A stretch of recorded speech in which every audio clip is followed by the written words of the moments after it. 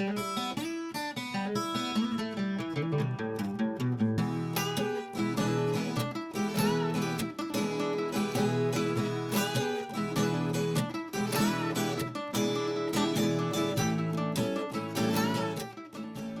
I'm Rose Jordan with Visit Mineral Wells, and we're here at the Mineral Wells Fossil Park with Lee Higginbotham and Mary Cohen from the Dallas Paleontological Society. The Mineral Wells Fossil Park was founded in 2010, and it was a collaboration between the City of Mineral Wells and the Dallas Paleontological Society. And Lee, I know you were here back, you were part of that original group that said, hey, protect that. We want that to be a fossil park that has some value. Correct. Right. So what is it that makes our fossil park so special, and how is it valuable to the paleontology people? Basically, the park is fossiliferous, fancy word for a whole lot of fossils. They're also common fossils, so they're not like the rarest things, and they're not huge like, say, a T-Rex might be, but they're bottom of the sea fossils, and because there's so many of them, you can afford to give some up. And so it's a good place to have informal science learning. Yeah. Yeah, and he's talking about fossils. Tell me about some of your favorites that how long have you been coming out here? Oh, probably about 4 years. 4 years, okay. Sure. And what are some of your favorite finds out here? Oh, whatever I find is usually my favorite. Right. But there's a lot of crinoids out here, Yeah. and as you can see from the sign behind us, Yeah. all the different types of fossils that can be found out here. But Yeah. Probably the trilobites are some of my favorites, and if I could find maybe something that is somewhat intact, that would be great also. Yeah. There's usually a couple of good finds every time I come out here. So when you come out to the Mineral Wells Fossil Park, you're not going to find the big dinosaur bones, the great big long like leg bone or a huge skull, because this wasn't that kind of area. Back in the day, back in prehistoric times, this would have been underwater. So the rare find out here, the really special thing is a shark's tooth, right? Yeah. Other than that, they're all really small. When I first started coming out, and he's got some great ones here, when I first started coming out, I would call them Cheerios because they're about the size and the color of a Cheerio, most of the ones that you'll find. But there are many, and he found these in just a very short amount of time earlier today. And so really, once you get here and you know what you're looking for, you don't even have to dig, because there are so many fossils that if you just look down on the ground and know what you're looking for, you're going to find dozens and dozens of them just right around your feet. So I know you guys are going to show us some dig techniques. Before we do that, we want to talk to a common misconception. A lot of times we'll hear people say the Mineral Wells Fossil Park is in the old dump. It's not the dump. It was actually the borrow pit. Behind us, or behind you, is the dump, the old dump. The borrow pit is where they scooped up the dirt to cover the things that were in the dump. So that was not, it was the borrow pit. We're gonna let you guys go down and get settled into a spot and get ready for some dig information. And we're gonna go over and talk about some rules for the fossil park. Cool. Rules. Oh. So just a few things to know before we head down into the pit. First off, Mineral Wells Fossil Park, it's free. Really, it's completely free to come out, and even better, what you find, you get to keep, but you can't sell it. So you can find and keep all the fossils you want, but you actually have to keep them. You can't sell them. Another thing to know is that you can't bring out any big tools. Out here, it's surface collecting. And like we said before, once you know what you're looking for, you can look down and they're sitting right on the surface. So you won't want tools that are really any more than just simple garden tools. And the guys will tell us in a minute in some other things that you might want to bring out. But no big shovels or pickaxes that you have to swing, and no motorized tools or anything like that. A couple of things to note is down in the pit, there's no shade. And when a hot sunny day, carry plenty of water, have something for your head, and probably bring your sunscreen because it gets really hot. And it's also really windy, so you want lots of water, more than you would normally think. All right, so let's go on down and see where the guys landed and learn a little bit about some dig techniques for coming out to the fossil park.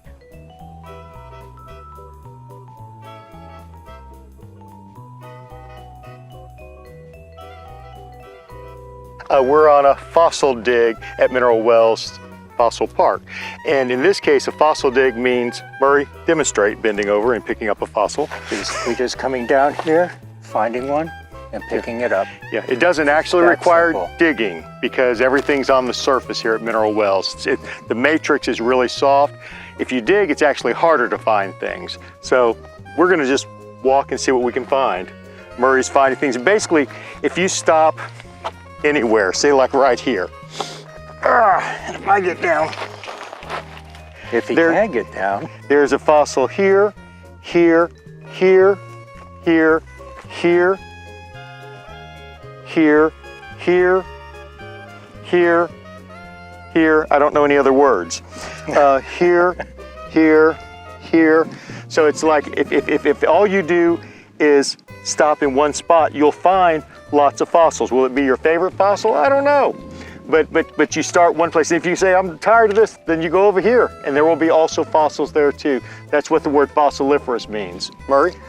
Basically, when you come out here, what you're going to be bringing as far as tools are, well, your fingers. That's all you really need.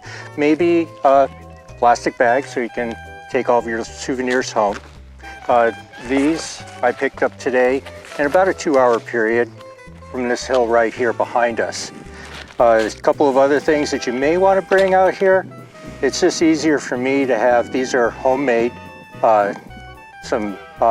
just some coffee stir sticks with a rubber band and a fulcrum in there.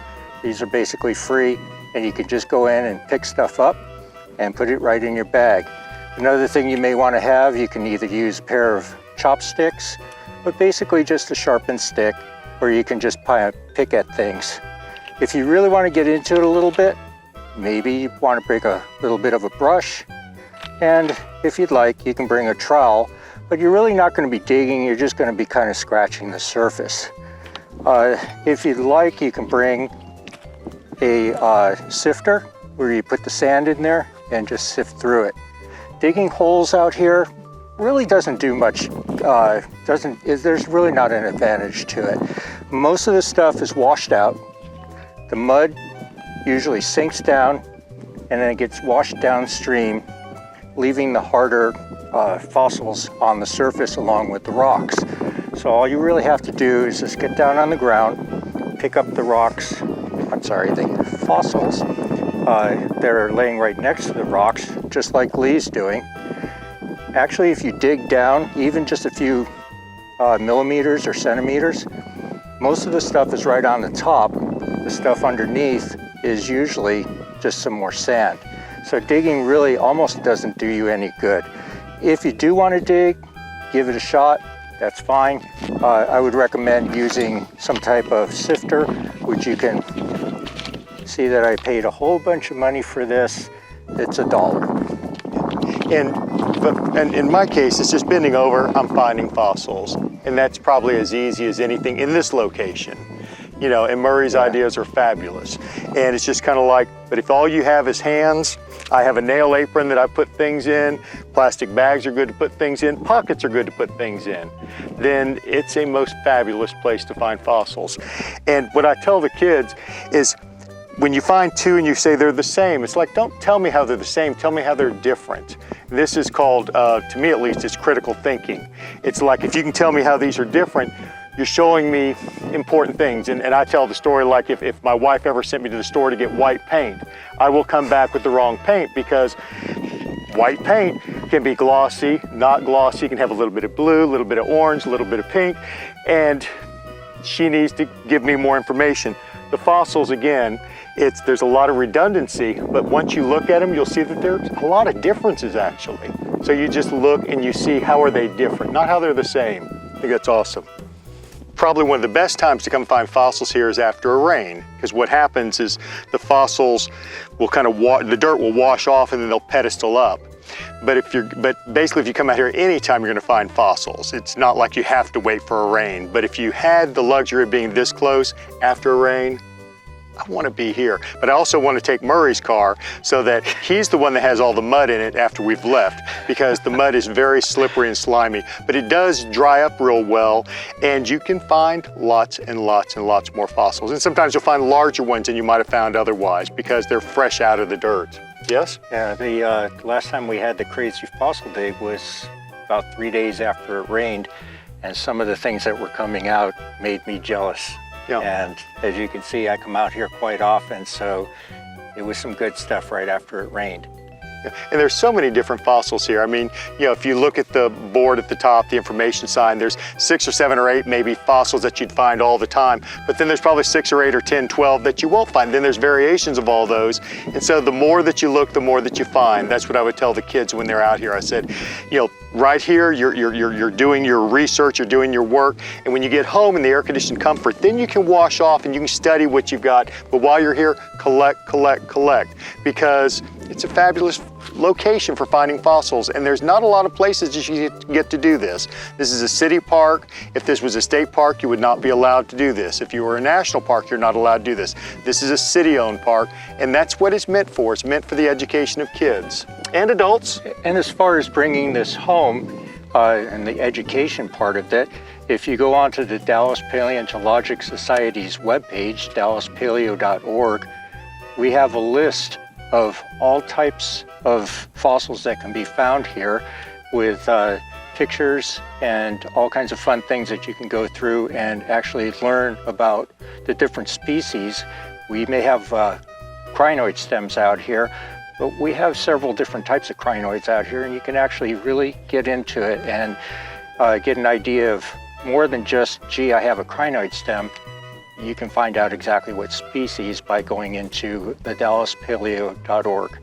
Yeah, and the Mineral Wells website, mineralwellsfossilpark.com's got lots of pictures and information. Lance Hall had supplied those pictures for the park, and it's just a fabulous location. Again, there's not a lot of places that you can sit there and take your kids, say, let's go find some fossils and be safe and not be by the side of the highway where the trekkers are going by at 85 miles an hour.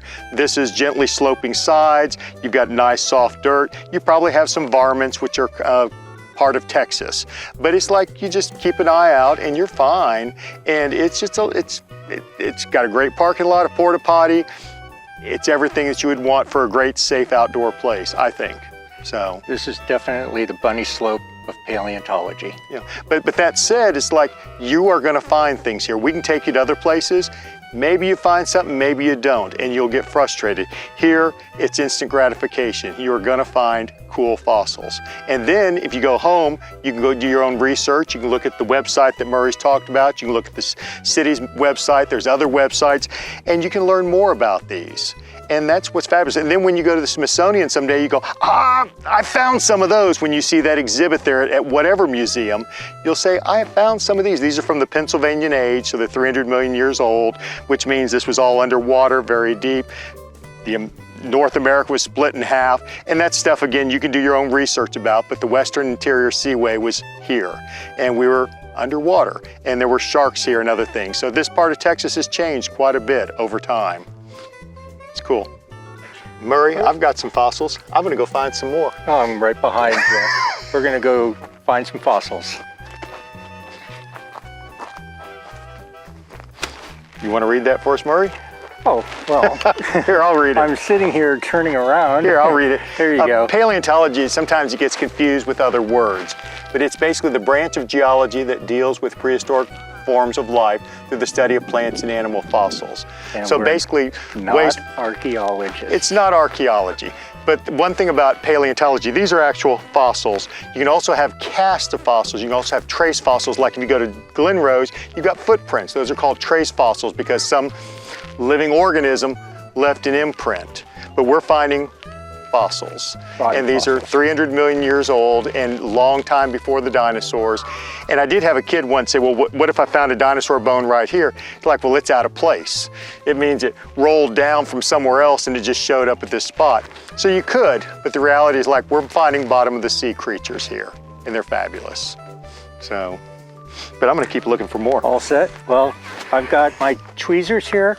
I could pick them up with my fingers, but so you can see what's going on. I'm going to use my tweezers, plus they're kind of a little cemented to the ground because of the mud. So I'm just going to pick them up and put them right in here. But you can see there's a brachiopod. Here's another one right here. We got one here, one here. And some of these aren't all that wonderful. They're just fragments like this. I'm going to leave that one. But I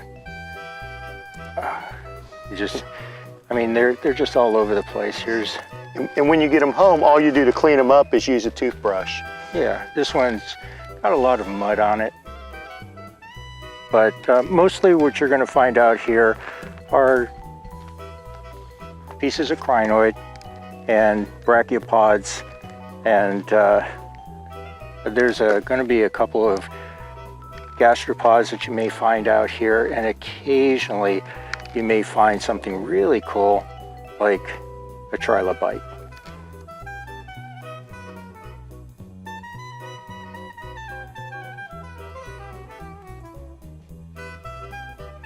So if you're ready to find some buried treasure of your own, come on out to Mineral Wells Fossil Park.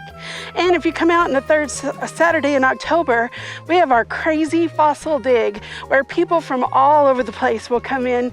Dallas Paleontological Society will be here with some really great displays of fossils that you can find here and that you can find in other places. And they'll even help you to identify what you find. So you come down into the pit, not sure what it is, and you carry it to them and they'll help you identify it. They'll also give you some more dig tips and information when you come out. So to get more information about the fossil park or the crazy fossil dig, just go to mineralwellsfossilpark.com.